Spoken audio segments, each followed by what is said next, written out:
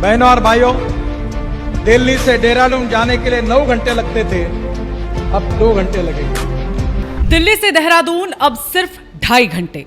सपनों की रफ्तार पर दौड़ेगा नया एक्सप्रेस वे।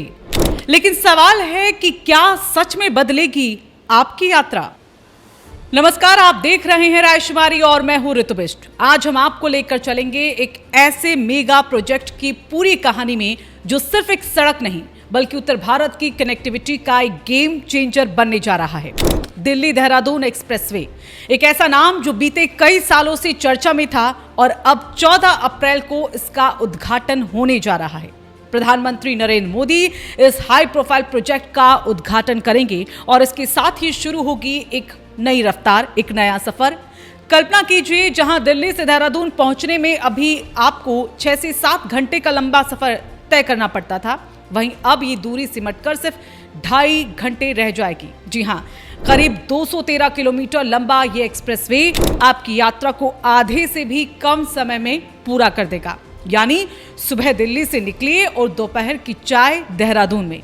ये हाई स्पीड एक्सप्रेसवे दिल्ली के अक्षरधाम मंदिर के पास से शुरू होता है और फिर आगे बढ़ते हुए उत्तर प्रदेश के कई अहम शहरों को छूता है, जिसमें है बागपत, बड़ौत, शामली, सहारनपुर और फिर आखिरकार पहुंचता है उत्तराखंड की राजधानी देहरादून में।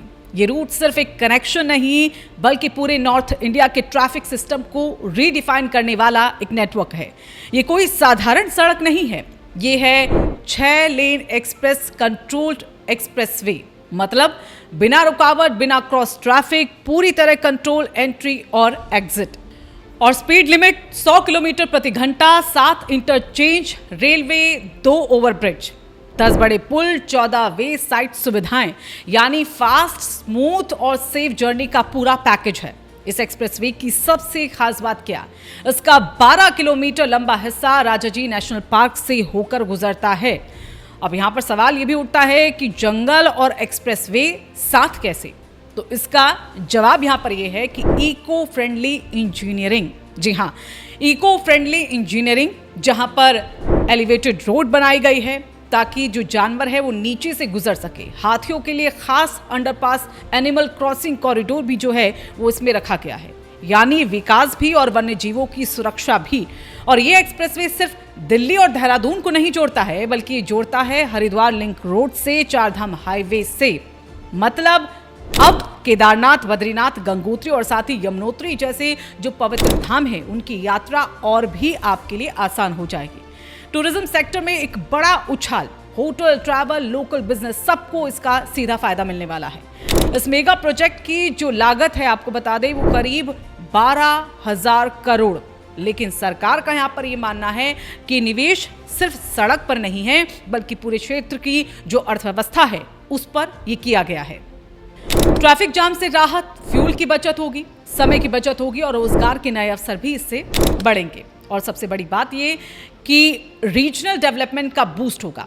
अब सबसे जरूरी सवाल कि इस शानदार सफर की कीमत आखिरकार क्या होगी? तो दिल्ली से देहरादून कार का 1 वे टोल करीब जो है वो 675 और अगर 24 घंटे में वापसी होती है तो दोनों तरफ आपको 1010, यानी कि राउंड ट्रिप में करीब 340 की बचत होगी।